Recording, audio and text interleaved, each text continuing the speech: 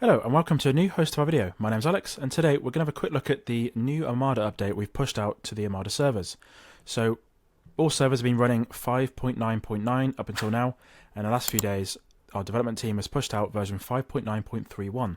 So this update doesn't contain that many new features. There are a couple of bug fixes however, so there are some details about the new Omada app for iOS and Android. So the Omada app version 4.7 will now let you configure internet and LAN settings.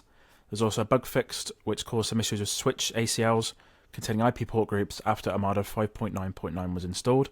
And finally, some port forwarding issues were also fixed relating to the inability to make a new entry when the first value of the starting port was greater than that of the ending port. So you can find the full release notes on TP-Link's website. There's a PDF that they've got which outlines all the details, how to install an update. But our development team has pushed out this update to our servers, and you can now choose a schedule for when updates are pushed out for all three of our servers.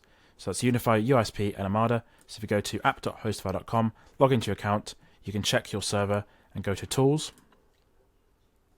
And you can now choose Update Scheduling, so you can pick a day and time of the week, as well as your time zone of when an update will get rolled out, and the server will update automatically. Okay, that's been a quick look at the update we've pushed out to our TP-Link Omada servers. So that's version 5.9.31. You can find the full details in the blog post, the link down below. If you need any more information about HostiFi, have a look at HostiFi.com. We have Unify hosting, USP hosting, and now Omada hosting, as well as consulting services with HostiFi Pro. That's hostify.com/pro.